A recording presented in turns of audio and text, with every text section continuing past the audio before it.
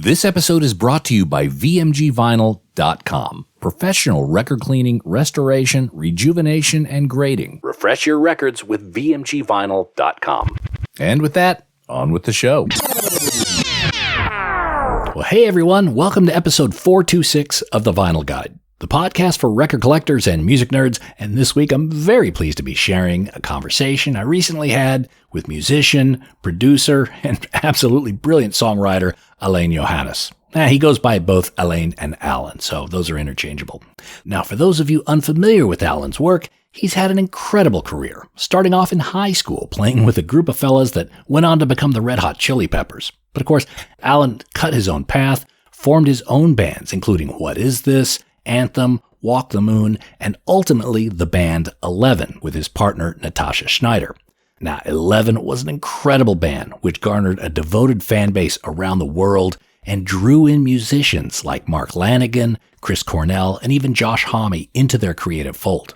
Now, as a duo, Alan and Natasha co-wrote much of Chris Cornell's solo album, Euphoria Mourning, while Alan also played with Queens of the Stone Age, Them Crooked Vultures. He's on a ton of the Desert Sessions with Josh Homme and lots more.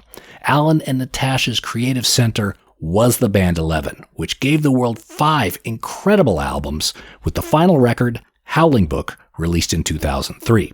Now, tragically, Natasha passed away in 2008, and Alan has continued playing and releasing music, including the gorgeous and heart-wrenching LPs Spark and Hum, both available on Ipecac Records. Now, today, Alan and I talk a lot about the final 11 album, Howling Book, which will be released on vinyl for the very first time December 1st. It's a double record set packaged with 3 outtakes, and it's a mini miracle we're able to get this on vinyl, which Alan and I talk about today. So reserve your copy of 11's Howling Book on vinyl at your local record shop, or order your copy at orgmusic.com. And finally, I'm here to ask you, if you're new to the Vinyl Guide podcast, please follow us in your podcast app of choice. Apple Podcasts, Spotify, Overcast, whatever. We have over 400 other episodes and interviews available anytime, including Matt Cameron of Pearl Jam, Soundgarden, and even spent some time with the band 11. He joined us on episode 425 of the Vinyl Guide. Justin Chancellor of Tool joined us episode 417. The late Sixto Sugarman Rodriguez from the Searching for Sugarman movie, episode 408. Ross Knight of the Mighty Cosmic Psychos, episode 385. Gerald V. Casale of Devo, episode 366. And heaps more. All free, all available to enjoy anytime. There's no paywall, just sharing for the love of music and records. Again, just follow the Vinyl Guide podcast in your podcast app of choice and enjoy. And with that, let's get into our conversation with Alain Johannes on revisiting 11 and more. Hello. ¿Cómo está usted? Hello, ¿cómo yo estoy bien y usted? And that is the end of my high school Spanish. That's pretty good though. How's it going, Nate? Good? All good? Good. I hope you're well. Am I what do I need to do here? Why am I not seeing myself? I don't know. Is that an existential question? Yeah, exactly. Let me see. Video. Yeah, okay. Right. So that's it. I'm there. But why can't I see? Yeah. Oh, I see. Oh. There it is. Start video. There we go. There you are. How's it going? Our first victory of the day. Oh, yes. Well, there was a bit of a hang yesterday with a band that I produced and like a little daytime barbecue, and I ended up probably having a little too much wine. So today is a slow Sunday for me. Okay, fair enough. I won't throw you any curly ones early here. No, I'm totally fine. I've adjusted. I'm absolutely 100%. I swear. Excellent. Well, great to see you, man. And look, Alan, I've always wanted to have you here on the show. We talk about records and collecting and music and that sort of thing. And so exactly. I know Howling Book is getting ready to come out. I want to talk plenty on that because I'm very excited about that. First off, are you a bit of a record collector? Do you have a record collection?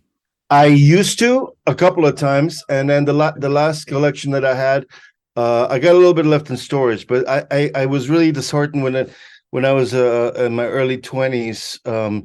I had a van full of my records. I was temporarily moving, staying with a friend, and the van got stolen from in front of the house. It had probably maybe about 1,500 vinyl in it, and No.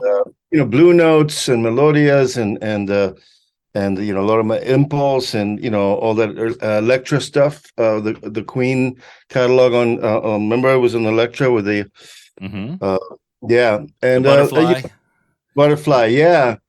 And God, I'm like all my stuff since I was a kid. A lot of Paco de Lucia stuff. But Oh yeah, man. when I started up again, I probably got to a few hundred, and then I ended up just when I moved from 11 AD, when I got out of the studio house at so much stuff, like so many decades of stuff, I ended up just putting things in storage, giving stuff away.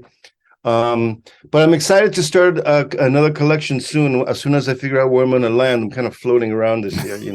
Yeah, it's kind of hard to have a record collection when you're, yeah, and ship it and carry it around the world, I guess. Yeah, I'm still trying to figure out where I'm going to end up. So I Mm-hmm. took this year to just travel between Europe and Chile, and coming back to the States in February. So I'm kind of floating around. Mm-hmm. And then yeah, I'm sure I'm can't wait to because there's a lot of amazing new reissues too. And it's become quite the thing again. Really, it's you can see that. It really is fun, and there's no better time machine than a record in my book, Yeah. anyway. I mean, still nothing is. I mean, obviously, we lived through vinyl turning into CDs, and then people are missing the physicality of CDs. But imagine the physicality of vinyl with the artwork so big, and you can hold it in your hand and listen to the record. While accessing the lyrics and the feel of the artwork. Interested in like who did what, who recorded what, where it was recorded, who mixed it, mastered it, the thank yous, all that stuff that seems to be so not part of like a lot of the more current way of doing things. Like Yeah, I even learned Spotify. when I was young. I by scouring record sleeves, I learned who was the manager of the band, who did the Yeah, artwork. exactly. They became kind of figures in my own mind too. So Howling Book coming out on vinyl. This Yes. is December 1st. This Hmm. is the first time Howling Book has been on vinyl. Is that correct? That is correct. Yeah, because we were kind of a little bit over the label situation by then. Jack had just come back from being in Pearl Jam, and we decided to just put it out on our own. So I remember I had it mastered by Dave Collins, who I always work with, and then I through disc makers ended up making CDs, and then those got sent around the world and stuff. Digipack at first, because it felt nice, and then we did another run. But I mean, so yeah, this is the first time that it actually existing on vinyl, and we're doing double vinyl because you know in the age of CD, you could have a 50-some minute record, 54-minute record.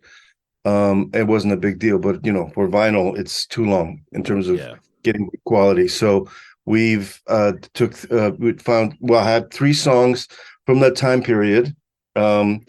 That could have been in I mean at least feel wise they kind of belong to the same sessions. So we ended up putting those on side 4 or side D, and Hmm. Howling Book takes up 3 sides. So it's got a nice quality there. The lanes are just perfect for it, so it's great because I mean you remember how many of our vinyl records were like in between, what is it, 20, 29, 34, 30, all Yeah. the lanes. I mean, and then these came out, and suddenly you could have an hour long record. Yeah, and that was used to better or worse effect depending on how good the band was at being able to manage the edits. Yeah, exactly. Well, I mean, I remember always having like I always like my double vinyl too. You like physical graffiti, some of the Yes stuff.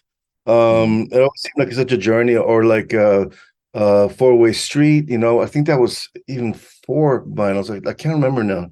The Crosby, Stills, Nash and Young. Oh. Um, and I when I was a kid, I used to go to Licorice Pizza. Ended up doing a little bit of weekend cleaning up for vinyl, like a little unofficial job. I was like 15, so I lived between Tower Records and the Whiskey, the street called Larrabee, right?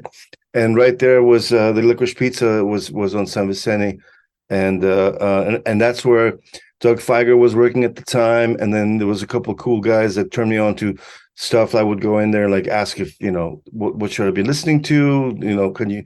And I discovered a lot of cool stuff there, 10cc. And I remember they had an import section, and I would just, something about the cover, like Gonga Zeus, for example, with discovered Alan Holdsworth. I was still like maybe like 14, 15 years old. And it was the cover. Remember getting you hadn't heard of these bands or but the cover just made you do it. Spoke to you. Yeah. Yes. Yeah. And almost always it was right on. It was perfect, So you actually worked at a record store. I mean, it sounds like as a young man, a little bit of cleaning up, a little bit of like they had boxes, and I would kind of water the parking lot, and I did that over the weekend. I'd get a vinyl. But I remember like having this choice between Aerosmith Rocks, Night at the Opera, and Physical Graffiti. Obviously, I chose Physical Graffiti because it was double, but ended up. It's amazing when around the time period that so many of these records were coming out, that there was so many classic records coming out at the same time. It's amazing to me. Wow. Yeah. And that period in LA, there was a lot of punk going. Did you go to a lot of the early punk shows? I know. I did. I was crazy about Fear, especially too, and obviously, growing up at the time, my band, What Is This, was before the Pepper. So it was Flea, Hello, Jack, and I, and we'd run around and not only go see bands, but also we played on the same bill, I mean, 45 Grave, Black Flag, Circle Jerks, the Germs, X. Oh, you played with the Germs? No. I mean, not in the band, but No, I know, but on the same bill. Yeah. Oh, okay. Yeah, exactly. And Wong's East, Wong's West. There was so many cool clubs. You could basically. I found like not really a diary, but I just kind of would write things down. And I think it was 82 that I was actually played like over 100 shows that year between my solo stuff, my little jazz improv band. What Is This? The accompanying performance artist with Ebo tape loops. And there was so many there was a lot of activity. I mean, I was surprised, like, wow, and sometimes you got a little bit of money. Sometimes they fed you. Sometimes, the nothing, but it was really an active. I loved LA in the 80s. Was amazing. Now, I heard a story, correct or confirm here. Now, Flea joined What Is This as a bass player, but he didn't play bass prior to that. So, yeah. So you got to watch him kind of form, especially in the early days. Well, I mean, it wasn't What Is This yet. We were in high school, and our bassist decided that he would concentrate on studies, and so he quit the band. We were in 11th grade, and so but 12th grade, Flea played jazz trumpet, and his stepfather was a jazz bassist, and so he was an amazing musician already. So he came to my house and Hilal's house. We basically had 3 months because we had the Battle of the Bands at the Gazzari's that we had booked. So we needed to bring him up to speed. And so he started playing with us. And then Anthony Kiedis was also in high school, but with us, but he was more concentrating on drama and the plays and things like that, So once he was in the band with us, we turned into What Is This? We played a bunch of years together. Then after we would go see Fear all the time, he basically left, to join Fear for a little bit. And I remember Halal was really upset and almost didn't talk to him for a little bit. And then out of that period, basically the Chili Peppers were born around the same time that we were playing. So we would share members, and it worked out. And then, for a little while, and then we both got offered record deals, and Halal and Jack decided to stay with me for the first, the EP and the Todd Rundgren produced vinyl. I think that was the last time No, actually, 11's first record was on vinyl, but What Is This? Squeeze, the EP Dave Jordan produced, and Todd Rundgren's the self-titled, that was vinyl. Both of those were vinyl. But by the time Natasha and I had Walk the Moon, it was already only CDs, you know. And I remember those really long packs that it came with all this artwork, these long cardboard packs, and then you get basically take that and throw it away. Just the long box, yeah. Yeah, the long box, so much real estate there, but it was for nothing, you know. But, no, yeah. You know what those were for? Those are so the record store didn't have to change out their record racks. They could put CDs in there. Yeah. Exactly. I remember because they would suddenly use the same racks, so you could fit several, you know, I think it would be 3 of them side by side were like one vinyl or something, right? Yeah. Is that the idea? Yeah. Yeah. And then the furniture people came in and said, no, we're going to make special new furniture for you. Now, there were a couple other things that were happening around this time. Apparently, there was some session work. There was a version of Riders on the Storm for Annabelle Lamb. Yes, I played a solo on that.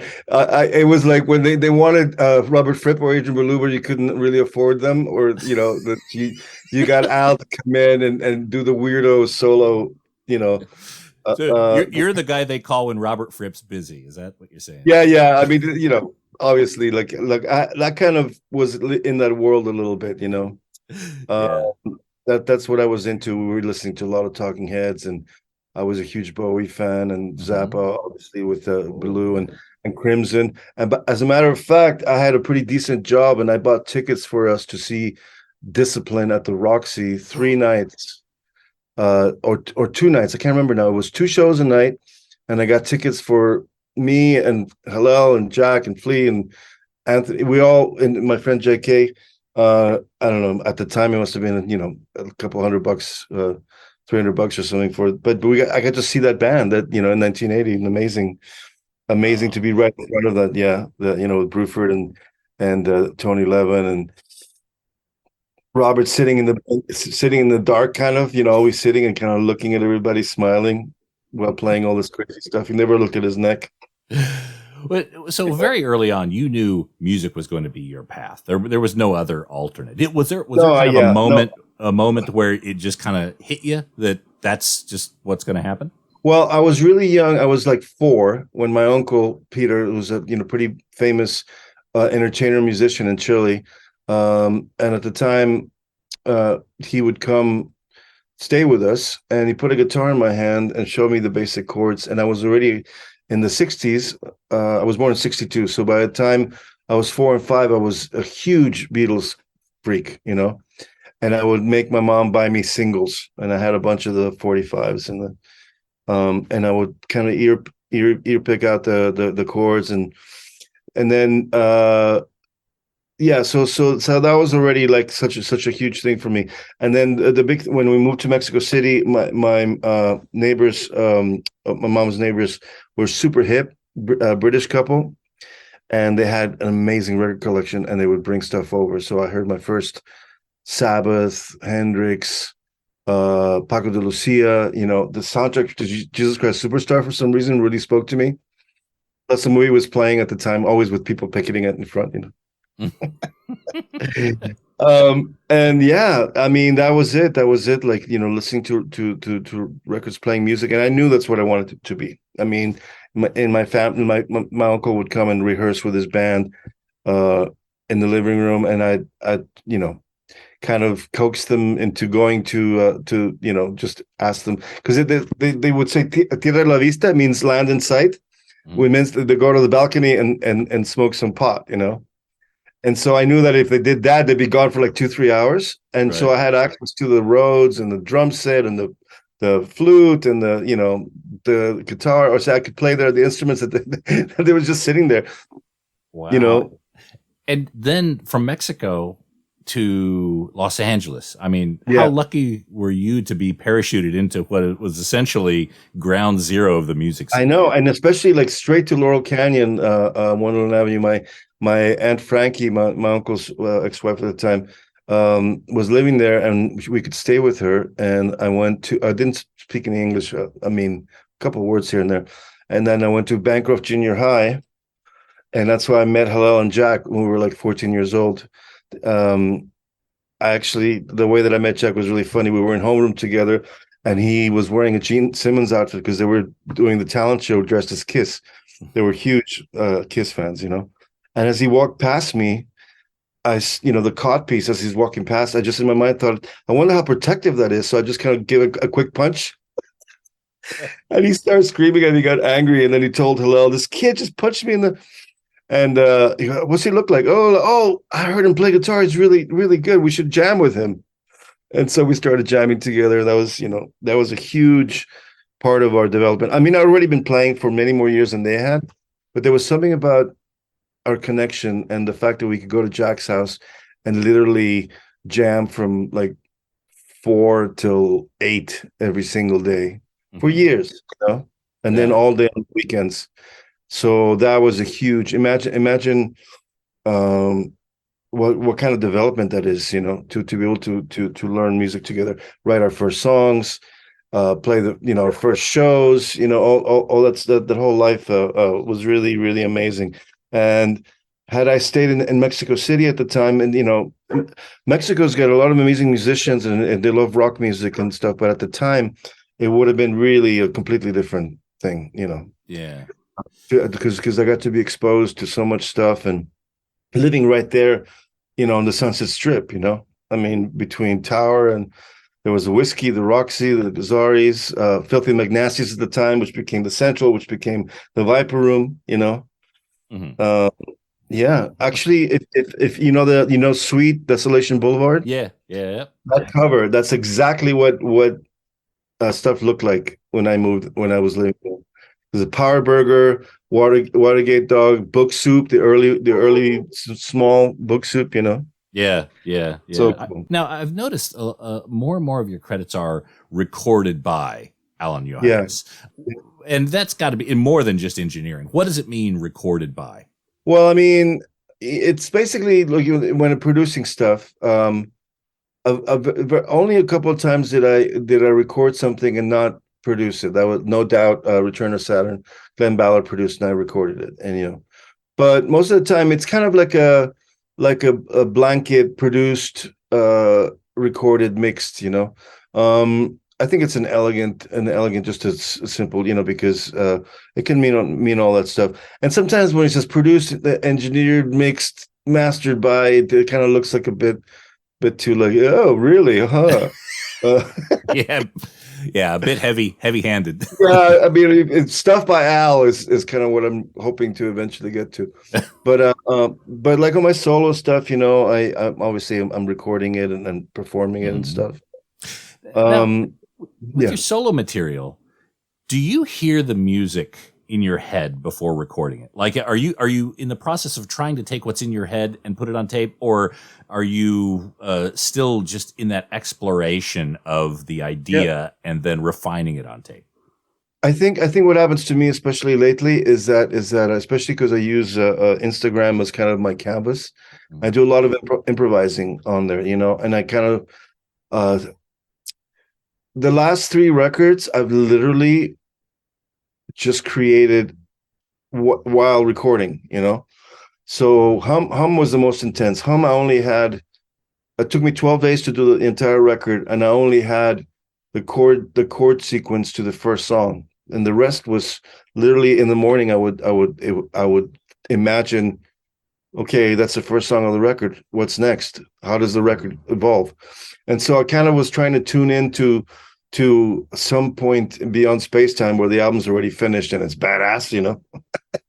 I'm like, I'm gonna go towards that, you know. And so I think because I've been playing so long and I've worked on so many things, and I just allow myself to trust myself and just go for it with that.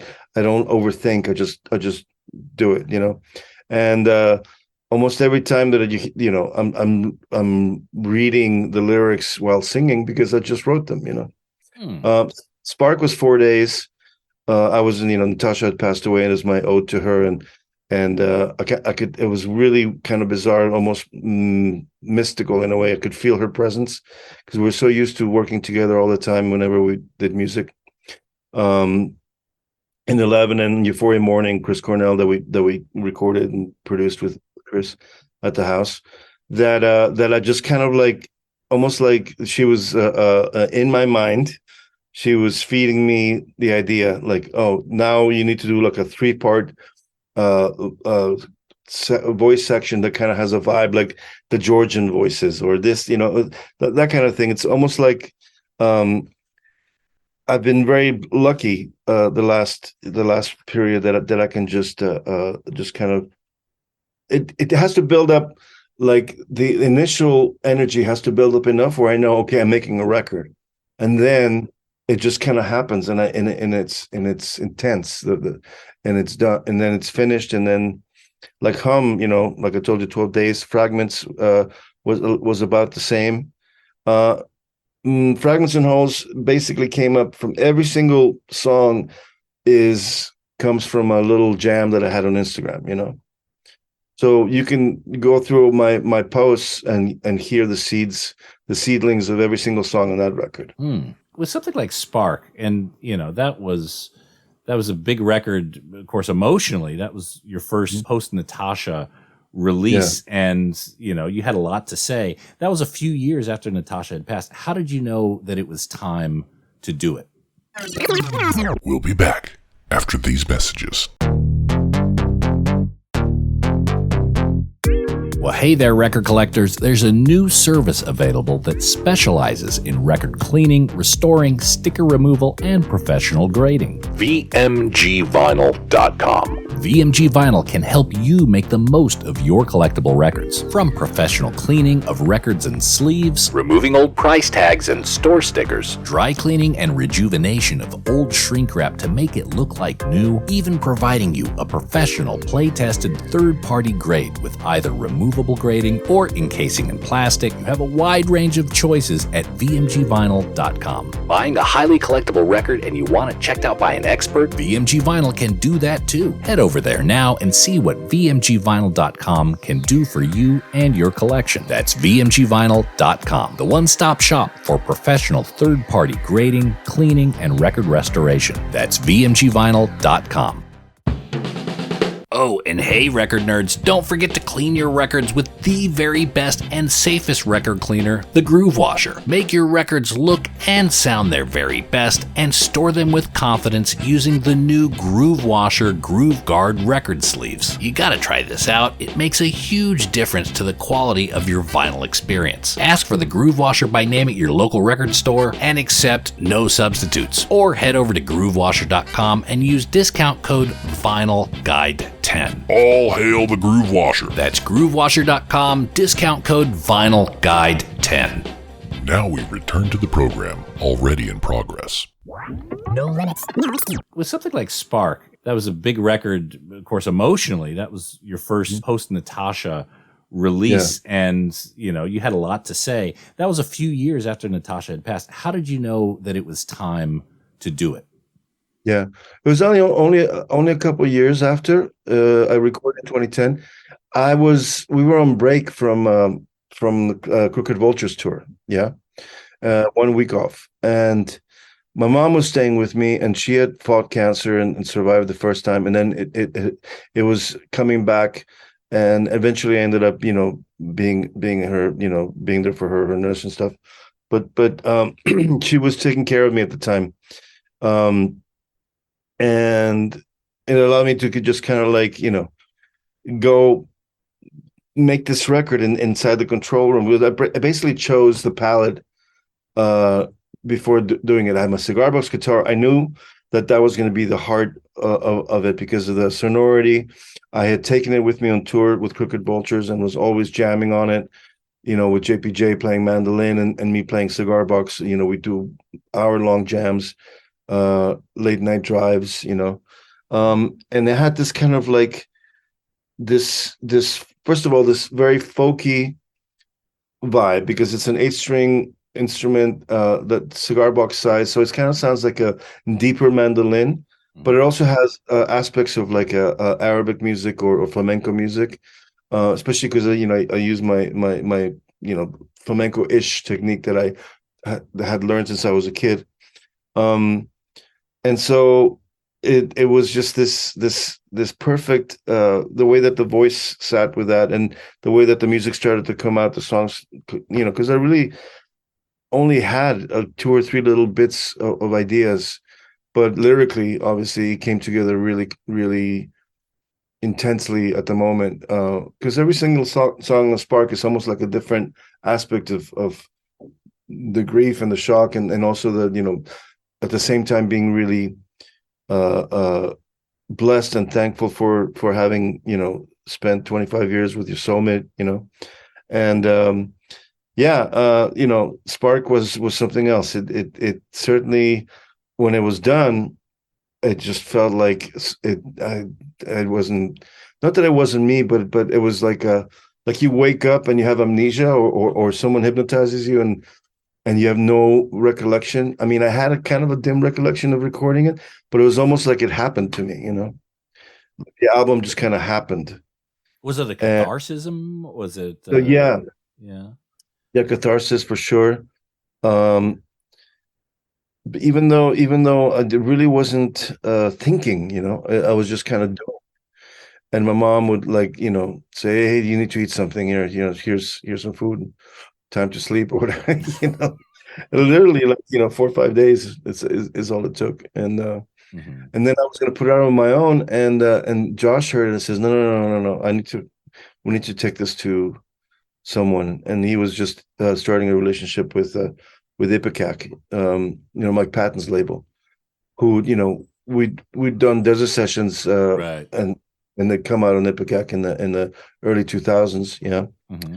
So I love Greg Workman and I love Mike Patton, and it's a really cool label in terms of it's a great artistic home, and you just kind of do your thing, and they support you after fact, Yeah, it's So So doing Howling Book now and revisiting some of the tapes, some of the outtakes, the 3 songs, This Little Finger, I think, Don't Get Me Down, Rosebleed. Yeah, Get Me Down, Rosebleed, yeah. Those were 100% done? Did you have to do any refining on them to make no, just mixing. I mean, This Little Finger, I mixed, and it had come out as a CD single with an outtake from Thunk called Took Me for a Ride, and a live version of You Haven't Done Nothing that we did in a cold rehearsal, where we used to rehearse. Rage used to rehearse there too.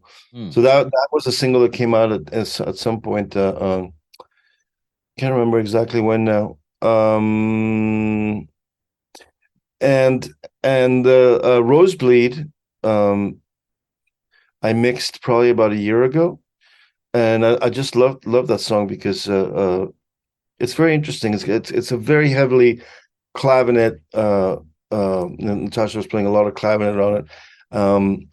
This amazing clavinet C that I'd gifted her, and I actually took it to the studio when we were doing Crooked Vultures, and John Paul Jones played don't stand. Yeah, it's just like, whoa, that's exactly the same sound.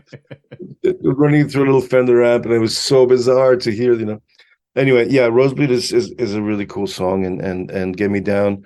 I think there was a period of recording before and after, the main thing, and I can't remember exactly why we didn't think about those songs being part of the record, but I don't think it wasn't like with the. It was like, I think it was because we already done the record, or we had decided what the record was, and those songs came around it, and were never, thought of as like, oh, this doesn't work, and it was more like, we have these songs, we recorded them, and then it's a time period, 2002 to 2004. I guess with you guys owning the studio and it all being right there, there's probably a lot of outtakes. I mean, you guys were constantly recording, and some of them would get bundled up as a project, as an album, and others would just be fragments rotating around it like moons. I mean, we tried not to, because what happened is, when we got signed to A&M Records and we put out AvantgardeDog, which we actually recorded before Euphoria Morning, but it came out after, because Chris was staying with us after Soundgarden broke up the first time, or they stopped for a while, and he invited Al Kafar, the president, to hear our stuff, and Al loved our stuff, and he offered us a record deal. And then Natasha and I were ballsy enough to walk into his office and ask him for the entire amount of the record deal to buy a studio for the house, so he could just do our own.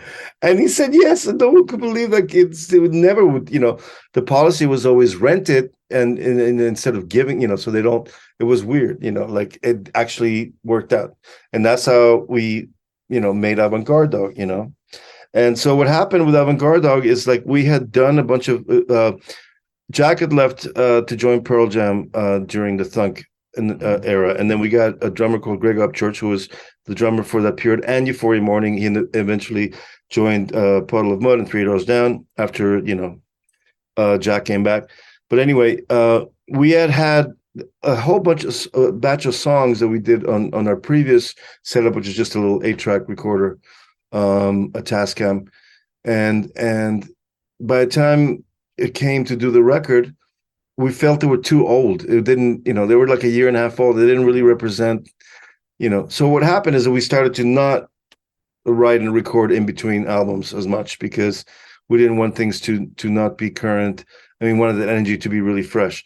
So between AvantgardeDog and Howling Book, we didn't really, maybe 2 or 3 things here and there. And then the very last recording sessions, when we finished 5 songs. We didn't finish, but we tracked 5 songs with Jack and Natasha in 2007. And then like the next few days after, she got diagnosed, and then we just, they never got finished. And so they're really amazing instrumental tracks that need vocals.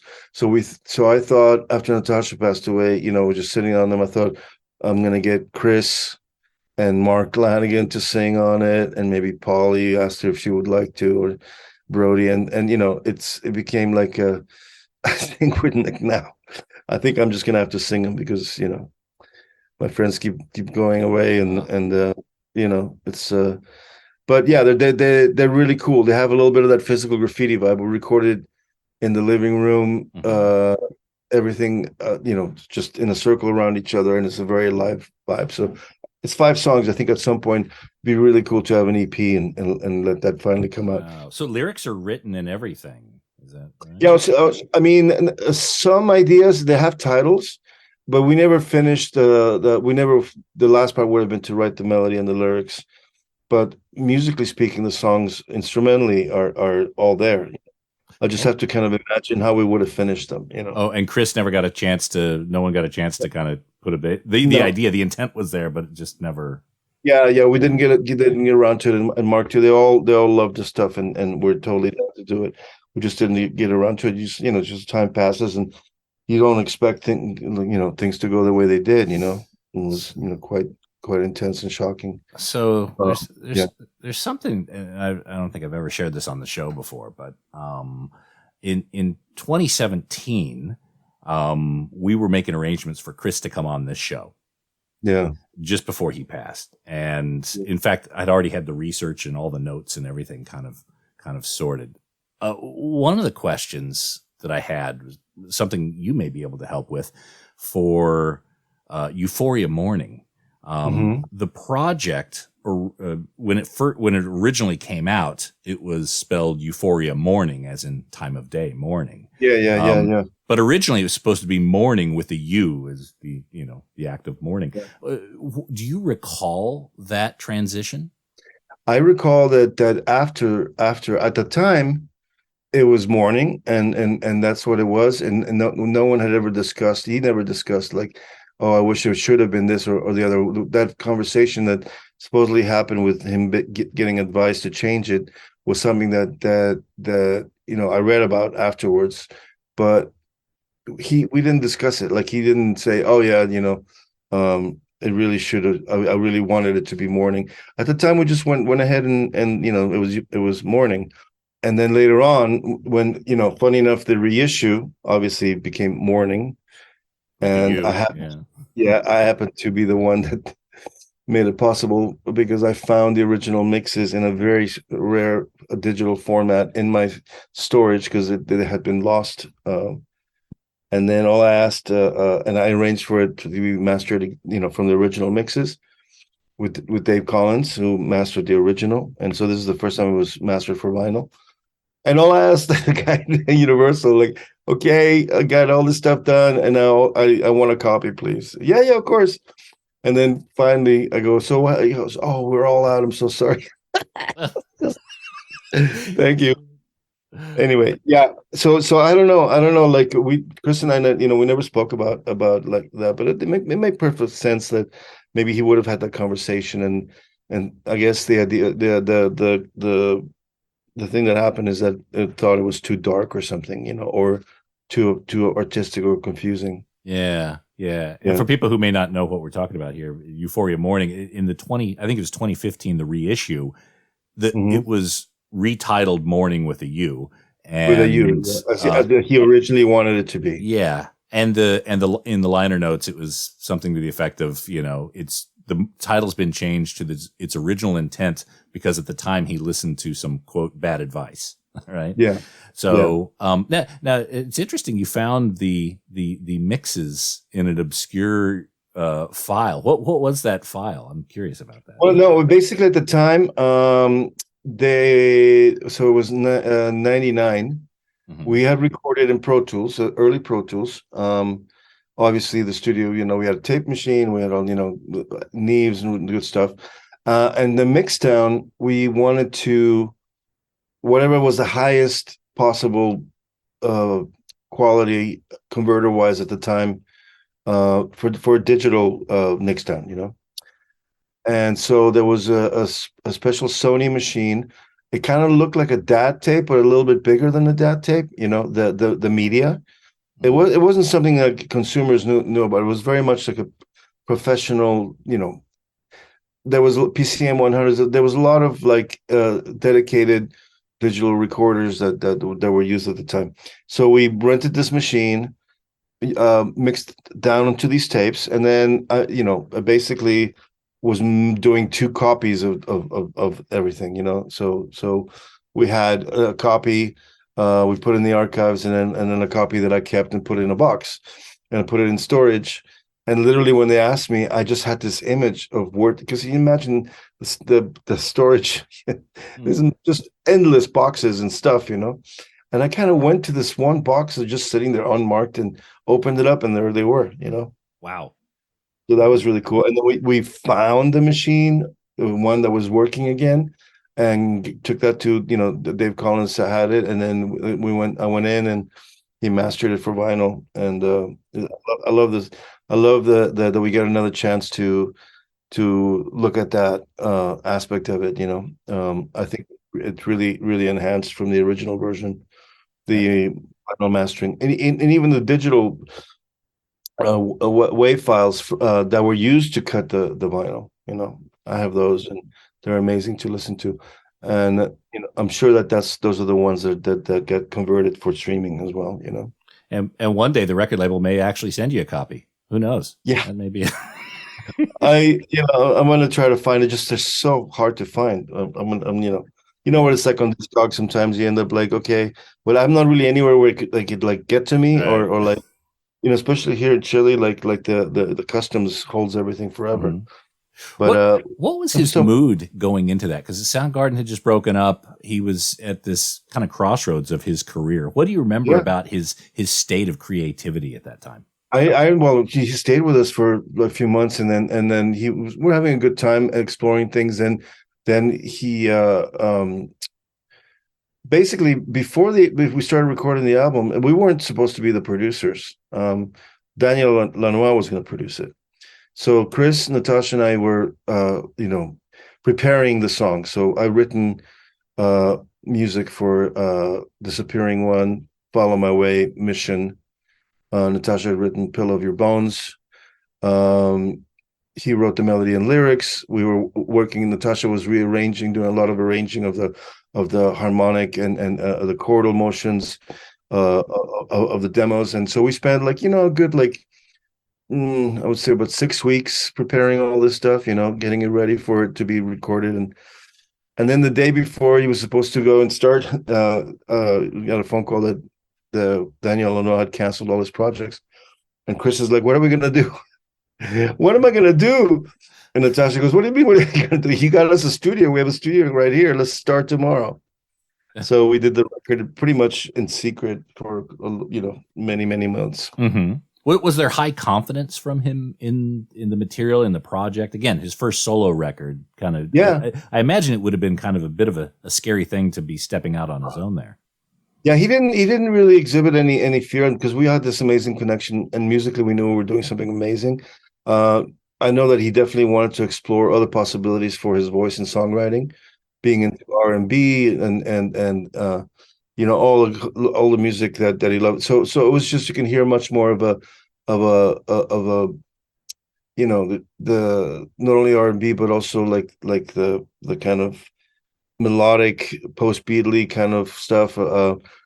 Heavy Natasha's harmonic complexity and beauty, and you just what the interstice of the three of us, would have been. And we were having an amazing time. Like, he would literally, there was no pressure, because we just at our house, at our studio, home studio, and he would, some days we'd get up and he'd be like, let's go to the beach today, or hey, let's go see a movie, or Natasha would get so upset because him and I were like exploring sounds, so 7 hours into looking for a guitar to get the guitar tone, because we could, she's like, okay, already, I hate it, like, well, we didn't try this amp with this pedal, with this guitar, with this thing through this guy, and then blah blah, because we were like totally free to do whatever we could. There was no pressure, and so I think that's what makes the record really interesting too, because it's basically best friends hanging out and making music without any interference, and just enjoying the moment, Now, you mentioned you found that tape for Euphoria Morning. Noted that the 11 album catalog is almost entirely, each album's on a different label. Do you have the masters, the tapes for each one of those? Because my next question is going to be, when do you think we're going to see those on vinyl? Oh man, I wish. I do not, and one of the labels doesn't even exist, and there's no one to talk to about it. It's Hollywood. They're still around. Okay. They have 1111 and Thunk. Those tapes, who knows where they are? You know what it's like? Every time you reach out to these people, they say, "Well, you still owe us $500,000." Or, it would have to be very expensive. Like, if you're asking, they're like, "Why are you asking? What's going on?" So you can't. I really wish that we could you get everything back, and I could, like, in some cases I would love to remix, like a first record, would mix it again, maybe, or at least master it. But AvantgardeDog we have, and Howling Book we have, so those two, the first three, I would love to get the rights back eventually, so who knows? I mean, there's always a possibility of just kind of like, oops, look, it's a bunch of vinyl. Who made that? Oh my God. That's terrible. Yeah. Okay. Who's going to know? As he says over a podcast everyone's going to listen to about. Okay, so what I'm hearing is the first three, probably a no, unless a mini miracle happens. Yeah, I think we could even go for the very first one, because there's nobody around from that label, Right. So it's not streaming, the Awaken a Dream is not on any streaming service. It doesn't exist. It only exists as a fan uploading it onto, even though that's the one that has vinyl on Discogs there. But so that doesn't, people can't even stream it. It's not, nobody's claimed the rights to that. So I'm sure I could figure out a way to, like, say, hey, wait a second. Well, since you guys are not, since no one's around for, to talk about this, but it's just, yeah. Do you have the multi-tracks? Could you actually do a remix if you wanted? No, I don't, sadly. All that we could do is take take the digital recordings that I do have, and treat them a certain way to try to master them for vinyl, Mm-hmm. But it's not. No, I don't. They kept all those, And I don't think if there's no one from the label even around, like the chances of them knowing where those tapes are, right? Okay. So how about even going back to Squeezed, San Andreas Records? Do you have the tapes for those? No, that was MCA. That and the Todd Rundgren record. Those 2-inch tapes are somewhere, I suppose. MCA would have them. But that was 83, 84, 85. I just don't know. I need to ask a lawyer and see what the possibility, because that's another thing. Those aren't streaming either. Those are only YouTube. People have copies, and it's crazy. It's crazy. Walk the Moon, the same thing. That before there was the modern Walk the Moon, there was Natasha and I's Walk the Moon in 86. On TV. I had Andy Partridge from XTC on, and he's a huge fan. I love his work. And he told us a story about he was looking for the 2-inch tapes. I think Todd Rundgren produced Skylarking, yeah. And they couldn't find the 2-inch tapes. And Todd was saying, Jesus, I can't find the 2-inch tapes. I don't know where they're at, whatever. And it was never a really good relationship between those two anyway. And then I remember that very well. Yeah. So Andy was watching this interview of Todd in his studio, and he sees right behind Todd on a shelf the XTC tapes. The ones he couldn't find. And so he then used that to say, give me the tapes. I got a funny that's a funny connection, because I played Todd XTC because I didn't think our recordings were going that well, and I wanted to play him something that I thought was a really good example of what I was hearing in my head.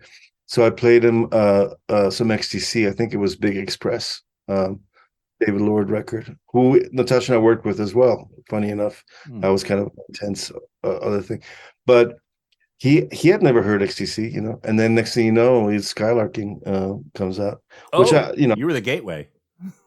I mean, I must assume that I could have been, but yeah, and I remember meeting Andy through a mutual friend that worked with them, and asking him about David Lord, and he said really good things about David Lord. And then when the working with David Lord, it wasn't exactly like that. It's one of those things. It's like, I almost wanted to say, well, I got you first. You've been involved in so many interesting projects, and I know we're only going to be able to scratch the surface here on most of those, but was there a project that you were offered to take part in, but you couldn't, and you kind of regret not being able to make that happen? Not really. Yeah, I mean, there was a couple of times. There was one where I was asked to work Metallica cover, Christina Agulera singing, and I was just overwhelmed at the time, not feeling very well mentally, and I knew it was going to be really intense to be around that kind of, that world, because, I'm more kind of the alternative, stoner, desert, chill, everybody, hey, what's up, and almost all the stuff that I've been a part of has some kind of more alternative artistic lean that doesn't involve massive pressure from the pop world or the big leagues. And I think I'm not really I mean, technically speaking, and I sure could do amazing stuff, but it's just that kind of like ego world and stress world that can happen in those projects. That's more for like younger people to deal with, So I kind of wish, like, man, that would have been really interesting if I did that. But no, I've been really lucky that almost maybe one or two things didn't work out that great. But talking about out of 100 projects that I've been involved in, and I've been a part of some pretty incredible things. I noticed you were also on Silverchair's Young Modern album. Which yes. Here in Australia, I mean, Silverchair. I mean, I think they are so underappreciated. I love Daniel. I love that band. We opened up for them when they were kids, and the moms were on tour with them. The three moms and the three kids, and so they would ask Natasha and I, "What's Kurt like? What's Chris like? What's Eddie like?" us opening up for them at the Metro in Chicago actually was pretty funny. They were just coming out. And then we met, because Natalie Imbruglia, and Natasha, I mean, she was friends, we were friends with her, and she was dating Daniel. And Nick Launay, my producer friend, was working on that record. And basically we came to visit, and then Daniel asked me to play some guitar on one of the songs, some slide stuff. And as a matter of fact, that guitar, I don't remember where the studio was, because it's one of those like kind of cool studios in the house, and I left it there since then. So I know I have a guitar in the studio somewhere that I played on that record. In Australia. So no, it was in LA. It was in LA. Yeah. One other thing I wanted to ask you about was this contribution. What is this? Had a track on the soundtrack to The Wildlife. Yes. And that soundtrack is one of the very few Eddie Van Halen solo contributions. I think he had some solo work done on that. So tell me a little bit about how that soundtrack came to be, and if you have any Eddie Van Halen stories. Well, I met him when I was a kid at the Whiskey. We had played, and he was there with Valerie. And we spoke about Holdsworth, because he said he thought that I knew who Holdsworth was by the way that I was playing. Alan Holdsworth, the jazz guitar player. We were both huge fans of his, and I was kind of early having solo records and records that Holdsworth played on vinyl in the 70s, But I was obviously a huge fan, and I loved Van Halen. I loved seeing them live in the early days too. That was what I think that was on San Andreas Records. So that was basically what MCA said, we need a hip label. And I remember like they came up with this idea, San Andreas, and so if it's a hit, it's our fault. And I was just like, oh God, it's terrible. And there's a hand coming out of the fault line holding vinyl, San Andreas Records. I think that was so they said, oh cool, we got your song on this movie. And I was like, well, that's a cool soundtrack, Mm-hmm. I think it was Mine Might Have Still I got on there. I think it was even an earlier mix than the one that ended up on the EP. How did they find you? How did that music make it to the movie? I think it's because the label was putting out the thing, and so they kind of the music supervisor must have been approached by the labels. Hey, we got this cool band. This could be a good. Obviously, they have to like it and stuff. So I think they thought it was cool, and we ended up being on there. That's funny because people don't know that. It's really cool. Sometimes I forget. That was one of our first like, ooh, it's a good, like, make your mother proud moment. My grandmother. Oh, absolutely. Like, it was a good idea after all, because I was good at school. Even though my family are all entertainers and musicians, they kind of decided that I would be the straight guy in the family, like get a normal job, so I could pay for everyone's stuff later on when they got older. And so we were kind of in a race to convince our parents that we should be doing this full time and not have to continue going on to university or whatever. Yeah. So the second we got that record deal, and it took us a while. We were playing all the time, and we were already super good. So I was like 22 or 21 when but we were already kicking ass at 17, playing clubs, So we were almost getting like, a little bit frustrated, like, oh, I've been around for a while. Yeah. Was there ever a plan B? Was there ever, well, if this doesn't work out, I could always fix carburetors? Well, you know what? I don't know.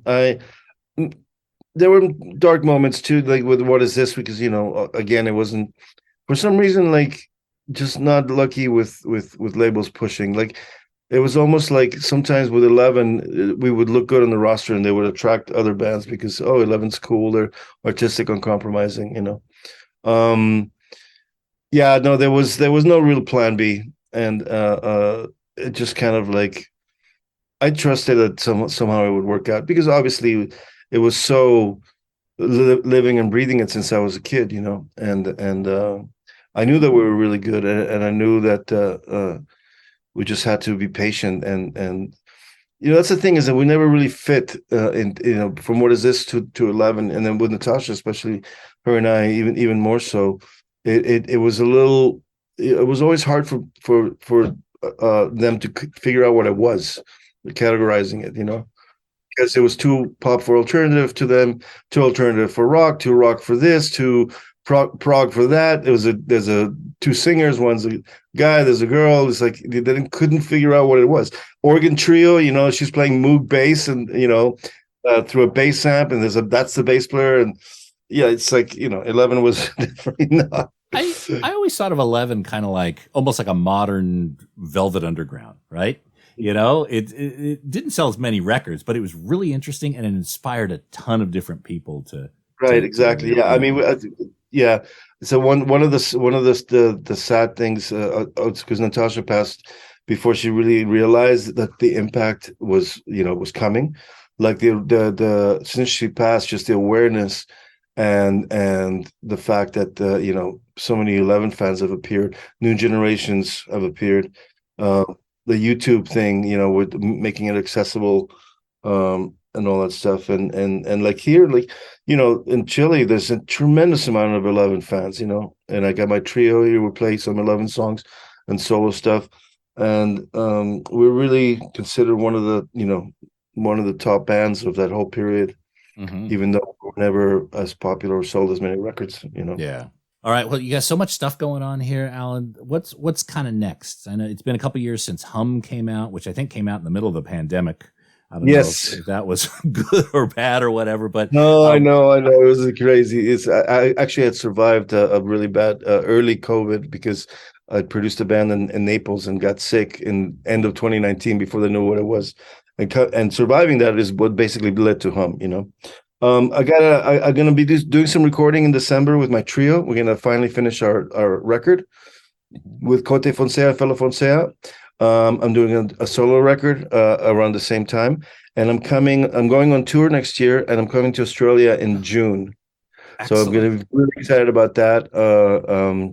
Playing about 6 or 7 shows to be announced. All the details are going to be announced soon.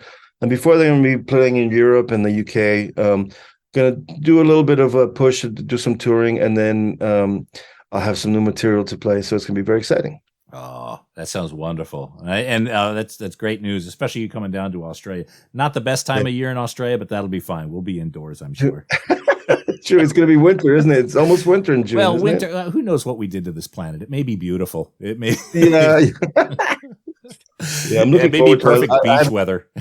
Yeah, I haven't been since my tour when I was part of the Hope 6 band with PJ Harvey. 2017, and it was the last time I'd been to Australia. Okay. I went there with Queens in 2005, Crooked Vultures in 2010 or 11, I think 2009, I think it was. 2009, yeah, it was amazing. I love it. Excellent. Well, mate, looking forward to hosting you down here. And again, I want to just remind folks, 11 Howling Book, first time on vinyl, out December 1st. Grab a copy at orgmusic.com. And let's all light a candle and pray that the rest of the 11 catalog will someday make it back to vinyl. Alan, thank you so much for coming on the show. Thank you so much. Thank you, brother.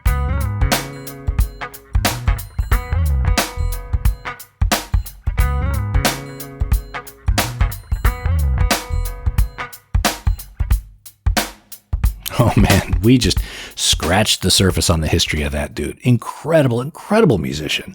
I mean, if you're unfamiliar, look him up on YouTube and you get the album Spark and Hum. They are absolute stunners. Both available on Ipecac Records. And again, don't forget Howling Book, available December 1st at orgmusic.com or from your local record shop.